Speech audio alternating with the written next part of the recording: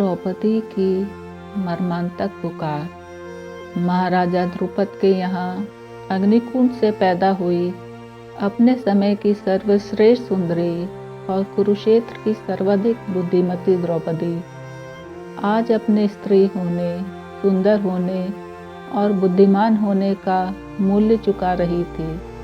अभूतपूर्व अनित्य सौंदर्य की स्वामिनी, सौंदर्य गर्विता नारी पंचाली पड़ी थी निस्तेज और असहाय सी भूमि पर। श्याम वर्ण के कमल के समान सुकुमार और सुंदर कृष्णा का शरीर ज्वालामुखी के समान धधक रहा था। दुख, त्रासदी और अपमान से उस अद्वितीय रूप लावण्य युक्त ललना का मुखमंडल तपते हुए लोखंड के समान तमतमा रहा था। दुशासन द्वारा खींचे गए उसके काले घुंघराले केश कुचले सांप की तरह फुफकार रहे थे। सभा पूरी खचाखच भरी हुई थी। वहाँ धृतराष्ट्र थे, पितामह थे, द्रोणाचार्य थे, सैकड़ों सभासद थे, वयोवृद्ध विद्वान थे, शूरवीर और सम्मानित पुरुष भी थे।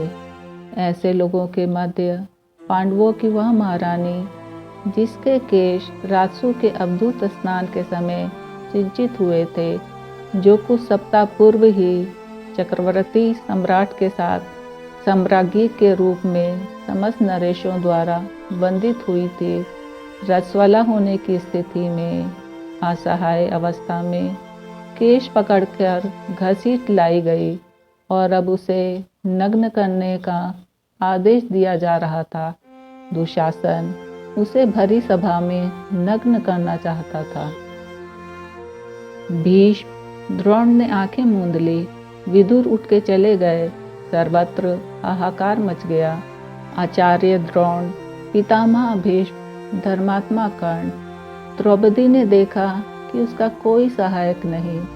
कर्ण तो उल्टा दुशासन को प्रोत्साहित कर रहा है और भीष्म, द्रोण आदि बड़े बड़े धर्मात्माओं के मुख दुर्योधन द्वारा अपमानित होने की आशंका से बंद है और उनके मस्तक नीचे झुके हैं।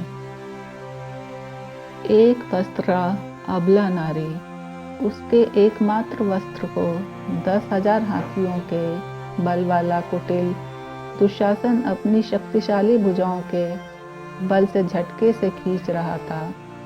कितने क्षण द्रौपदी वस्त्र को पकड़े रह सकेगी? आज कोई नहीं उसकी सहायता करने वाला। उसके नेत्रों से अश्रुओं की झाड़ी उमड़ने लग गई।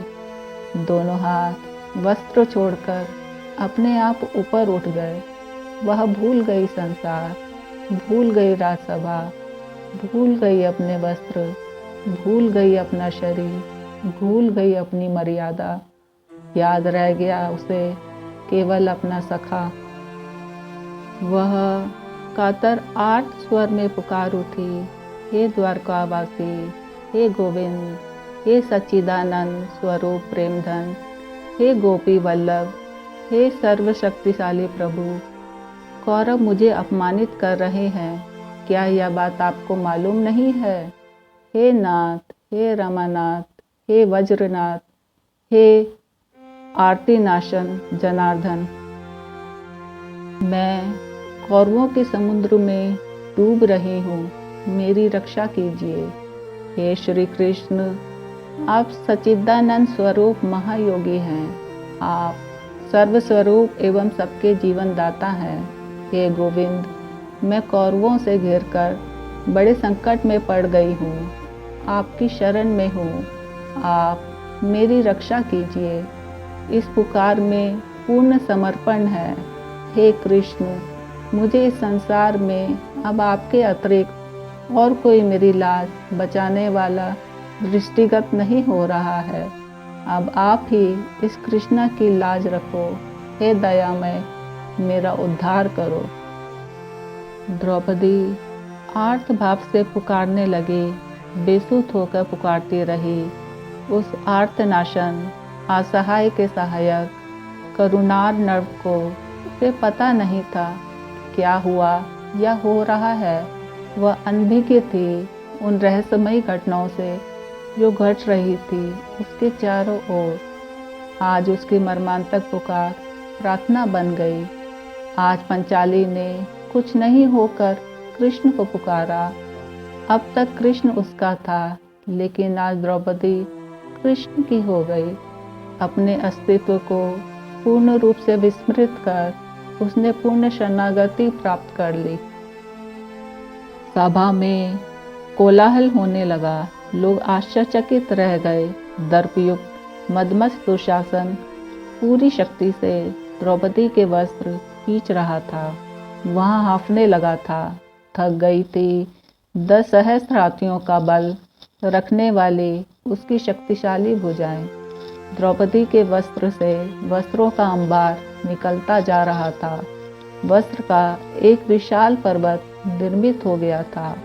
वह 10 हाथ का वस्त्र द्रौपदी के शरीर से तनिक भी हट नहीं रहा था। वह तो अनंत हो चुका था। हार कर अहंकारी दुशासन लज्जित होकर बैठ गया। दयामय द्वारकानाथ रजस्वला नारी के उस अपवित्र वस्त्र में ही प्रविष्ट हो गए थे। आज अनादि स्वरूप कृष्ण ने वस्त्र अवतार धारण कर लिया था और अब उनकी अनंतता का ओर चोर कोई कैसे पा सकता था। अपनी सखी की मर्यादा ढकने के लिए कृष्ण आज स्वयं उसकी चीर बन गए थे।